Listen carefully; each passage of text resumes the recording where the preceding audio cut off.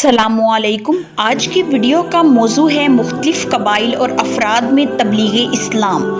اعلان نبوت کے 10ویں سال ذی القعدہ کے مہینے میں رحمت عالم صلی اللہ علیہ وآلہ وسلم طائف سے مکہ تشریف لائے۔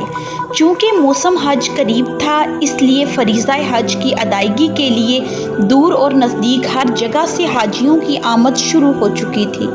آپ صلی اللہ علیہ وآلہ وسلم نے اس موقع کو غنیمت سمجھا اور ایک ایک قبیلے کے پاس جا کر اسلام کی دعوت دی۔ جن جن قبیلوں کے پاس آپ صلی اللہ علیہ وآلہ وسلم تشریف لے گئے ان کے نام بنو عامر بن صعصع، محارب بن خصفہ، فزارہ، غسان، مرہ، حنیفہ، سلیم، ابس، بنو نصر، بنو البقا، کلب، حارث بن کعب، عزرہ، خزارمہ وغیرہ ہیں۔ لیکن ان میں سے کسی نے بھی اسلام قبول نہ کیا، بلکہ ان میں سے بنو حنیفہ نے جو جواب دیا، اس جیسا برا جواب اہل مکہ میں سے کسی نے بھی نہ دیا۔ جس طرح رسول اللہ صلی اللہ علیہ وآلہ وسلم نے قبائل اور وفود پر اسلام پیش کیا، اسی طرح افراد اور اشخاص کو بھی اسلام کی دعوت دی، جس میں سے بعض نے اچھا جواب دیا اور پھر اسی موسم حج کے کچھ ہی عرصے بعد کئی افراد نے اسلام قبول کیا۔ اعلان نبوت کے 11ویں سال کے شروع میں مدینہ کے رہنے والے قبیلہ اوس کے ایک شخص سوید بن صامت مکہ تشریف لائے، جو شاعر بھی تھے۔ آپ صلی اللہ علیہ وآلہ وسلم سے ان کی ملاقات ہوئی تو آپ نے ان پر اسلام پیش کیا۔ سوید نے کہا، شاید آپ صلی اللہ علیہ وآلہ وسلم کے پاس بھی وہی ہے جو میرے پاس ہے۔ آپ صلی اللہ علیہ وآلہ وسلم نے فرمایا، تیرے پاس کیا ہے؟ اس نے کہا کہ حکمت لقمان۔ آپ صلی اللہ علیہ وآلہ وسلم نے فرمایا کہ سناؤ۔ انہوں نے کچھ اشعار سنائے۔ آپ صلی اللہ علیہ وآلہ وسلم نے فرمایا کہ یہ اچھا کلام ہے، لیکن میرے پاس قرآن مجید ہے جو اس سے بہتر اور افضل ہے اور ہدایت اور نور ہے۔ پھر آپ صلی اللہ علیہ وآلہ وسلم نے قرآن پڑھ کر اس کو سنایا تو انہوں نے قرآن سن کر اقرار کیا کہ واقعی یہ ہدایت اور نور ہے۔ پھر آپ صلی اللہ علیہ وآلہ وسلم کی دعوت پر حضرت سوید بن صامت نے اسلام قبول کر لیا اور مدینہ پلٹ کر آ ہی تھے کہ جنگ بعث چھڑ گئی۔ وہ اسی اوس اور خزرج کی لڑائی میں شہید ہو گئے۔ ایاس بن معاذ بھی یثرب کے باشندے تھے اور مکہ کے ایک وفد کے ساتھ اس غرض سے آئے تھے کہ خزرج کے خلاف مکہ سے ایک عہد ہو جائے۔ اس وفد کے آنے کی خبر سن کر آپ صلی اللہ علیہ وآلہ وسلم سب سے پہلے ان کے پاس گئے اور جاتے ہی ان سے کہا کہ میرے پاس ایسی چیز ہے جس میں تم سب کی بہتری ہے، اگر تم چاہو تو میں پیش کروں۔ انہوں نے کہا کہ بہت اچھا، آپ پیش کریں۔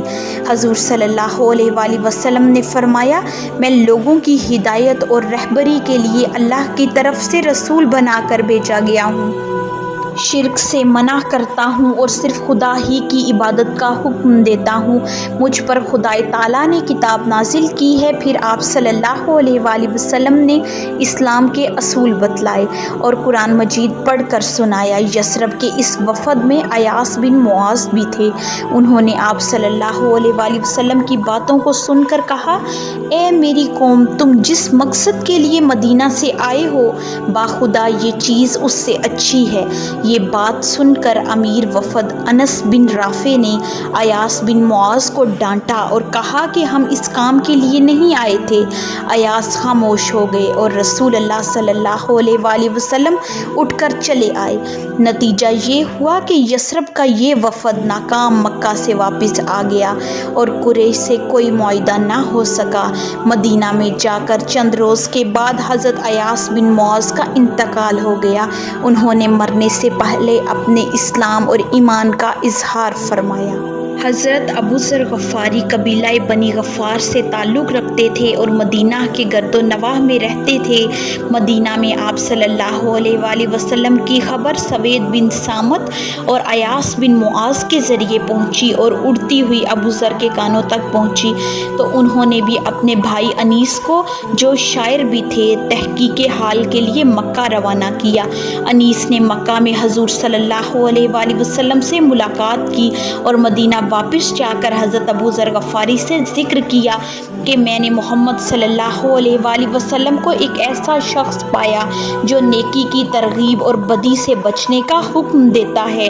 حضرت ابو ذر کو اس بات سے تسلی نہ ہوئی، لہٰذا مدینہ سے پیدل چل کر مکہ پہنچے، زمزم کا پانی پیا اور مسجد حرام میں پڑے رہے کہ حضرت علی کا وہاں سے گزر ہوا۔ وہ کہنے لگے، آدمی اجنبی معلوم ہوتے ہیں؟ میں نے کہا جی ہاں۔ انہوں نے کہا اچھا تو گھر چلو۔ میں ان کے ساتھ چل پڑا۔ نہ وہ مجھ سے کچھ پوچھ رہے تھے اور نہ میں ان سے کچھ پوچھ رہا تھا اور نہ انہیں کچھ بتا ہی رہا تھا۔ دوسرے دن صبح پھر میں مسجد حرام اس ارادے سے آ گیا کہ آپ صلی اللہ علیہ وآلہ وسلم کے متعلق دریافت کروں، لیکن ایسا کوئی نہ ملا۔ آخر پھر میرے پاس حضرت علی گزرے اور بولے، اس آدمی کو ابھی اپنا ٹھکانہ معلوم نہ ہو سکا؟ میں نے کہا نہیں۔ انہوں نے کہا اچھا تو میرے ساتھ چلو۔ اس کے بعد انہوں نے کہا اچھا تمہارا معاملہ کیا ہے اور تم کیوں اس شہر میں آئے ہو؟ میں نے کہا آپ رازداری سے کام لیں تو بتاؤں۔ انہوں نے کہا ٹھیک ہے، میں ایسا ہی کروں گا۔ میں نے کہا مجھے معلوم ہوا ہے کہ یہاں ایک آدمی نمودار ہوا ہے جو اپنے آپ کو اللہ کا نبی بتاتا ہے۔ میں نے کہا اپنے بھائی کو بھیجا کہ وہ بات کر کے آئے، مگر اس نے پلٹ کر کوئی تشفی بخش بات نہ بتلائی، اس لیے میں نے سوچا میں خود ہی ملاقات کر لوں۔ حضرت علی نے کہا یعنی تم صحیح جگہ پہنچے، دیکھو میرا رخ انہی کی طرف ہے، جہاں میں گھسوں وہاں تم بھی گھس جانا، اور ہاں اگر میں کسی ایسے شخص کو دیکھوں جس سے تمہارے لیے خطرہ ہے تو دیوار کی طرف اس طرح جا رہا ہوں گویا اپنا جوتا ٹھیک کر رہا ہوں، لیکن تم راستہ چلتے رہنا۔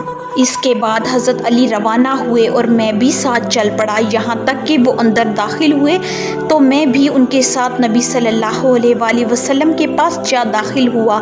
پھر عرض بردار ہوا کہ آپ صلی اللہ علیہ وآلہ وسلم مجھ پر اسلام پیش کریں۔ آپ صلی اللہ علیہ وآلہ وسلم نے اسلام پیش فرمایا اور میں وہیں مسلمان ہو گیا۔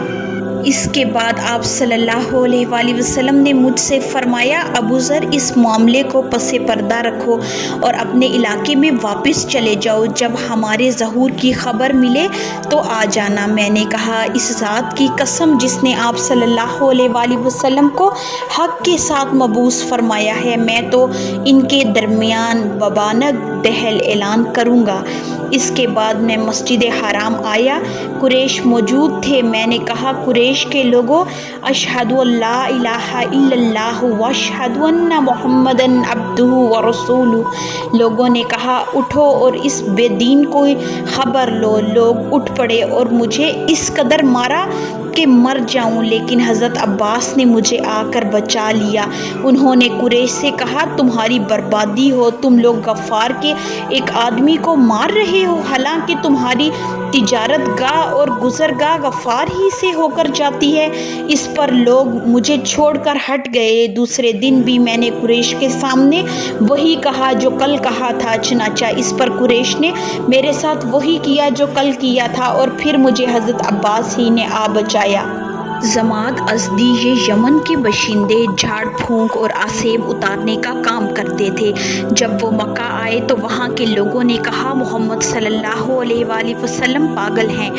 اس پر انہوں نے سوچا کہ کیوں نہ ان سے ملاقات کر لوں، ہو سکتا ہے اللہ میرے ہی ہاتھوں ان کو شفا دے دے۔ لہٰذا وہ محمد صلی اللہ علیہ وآلہ وسلم سے ملے اور کہا اے محمد صلی اللہ علیہ وآلہ وسلم، میں جھاڑ پھونک کرتا ہوں اور آسیب اتارنے کا کام کرتا ہوں، محمد کو بھی اس کی ضرورت ہے۔ اس پر نبی صلی اللہ علیہ وآلہ وسلم نے فرمایا یقیناً ساری تعریف اللہ کے لیے ہے، ہم اسی کی تعریف کرتے ہیں اور اسی سے مدد چاہتے ہیں۔